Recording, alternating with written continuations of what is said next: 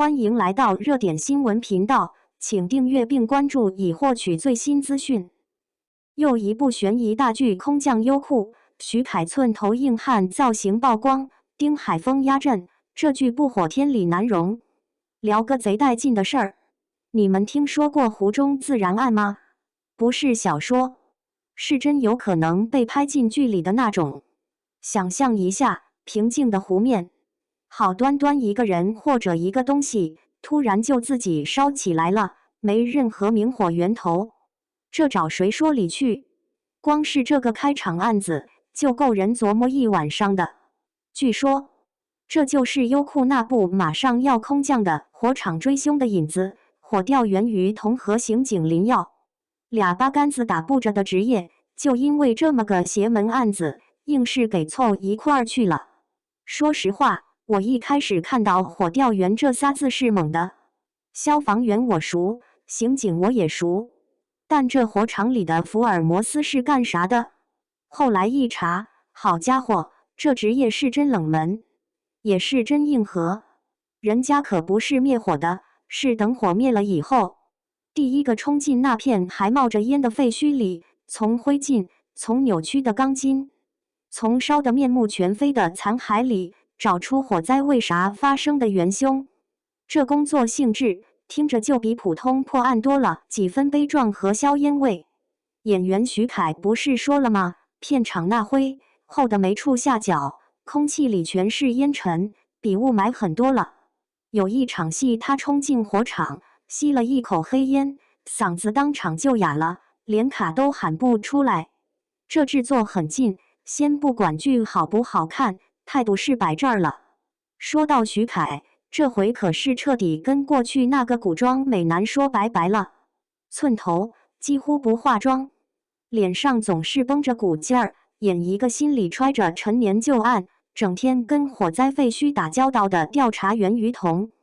他自己都说，为了这个角色，提前好几个月就开始体能训练，啃专业资料。那些拗口的火灾术语背得他头大，拍完睡一觉可能就忘了。但演戏的时候必须说的跟本能反应一样溜。你看，这就是转型的代价，也是决心。从《延禧攻略》的傅恒，到要在灰烬里找答案的于彤，这跨度，粉丝们的心脏受得了吗？反正我看他那些训练和片场吃灰的采访，是觉得这家伙挺敢的。跟他搭档的是刘亦铁，就是《漫长的季节》里那个让人印象挺深的弟弟。这回他演刑警林耀，外冷内热的那种。一个在灰烬里用逻辑和细节说话，一个在人情世故和案件侦破里冲锋。这冰火搭档的设定，光是想想他俩互相看不顺眼又不得不合作的场面，就觉得有戏。这剧的导演是邢建军，名字你可能不熟，但他导的《猎罪图鉴》你肯定听过。悬疑感和节奏把控算是他的拿手好戏了。有他坐镇，起码剧本和叙事上能有个基础保障。但让我最意外的是演员表里看到了丁海峰的名字。对，就是那个演过武松、赵东来，一脸正气的硬汉专业户。他在剧里特别出演一个叫贺年的角色，虽然现在还不知道具体是正是邪，但有他往那一站，整个剧的质感好像就沉下来了。你想想，一群年轻演员在拼，旁边站着这么一位戏骨，那表演的张力、飙戏的火花，是不是瞬间就有期待了？再加上杜淳、王子璇他们这阵容，不敢说天花板，但绝对是扎扎实实能扛戏的。这剧的野心不小。2024年5月15号就官宣入选了优酷的年度片单，然后2024年9月10号又进了2025年的片单。前几天优酷2026年的片单里，他还在。平台这么连续力推，摆明了是当成重点种子选手在培养。一共就24集，篇幅不算长，看来是没打算注水，想搞快节奏的单元案加一条贯穿始终的主线。主线就是于彤心里那根刺自家工厂多年前的那场大火，他爹背了锅。他当火调员，追查每一个火灾真相，最终目的都是为了解开自己家那个谜团。这人物动机一下子就立住了，不是那种空洞的正义使者，而是带着私仇和执念，更真实，也更带感。现在拍职业剧，最怕就是悬浮，打着职业的幌子谈恋爱。但看火场追凶这架势，好像是动真格的。他们不是自己瞎编，据说案件是借鉴了真实事件的。而且现在真实的火调工作，早就不是拿个放大镜看那么简单了。什么三维激光扫描现场重建、电子物证分析、微量物质检测，高科技装备一大堆，就是为了让废墟开口说话。剧里要是能把这些现代火调技术拍出来，那专业感和新鲜感绝对能拉满。毕竟谁不爱看高科技破案呢？徐凯这次转型压力肯定不小。以前他的粉丝爱看他的颜，现在他要靠眼神、靠台词、靠那种沉浸在角色里的状态去说服观众。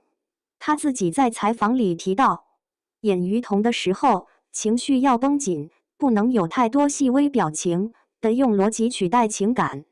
这种收着演的方式，对习惯了外放表演的演员来说，其实是更大的挑战。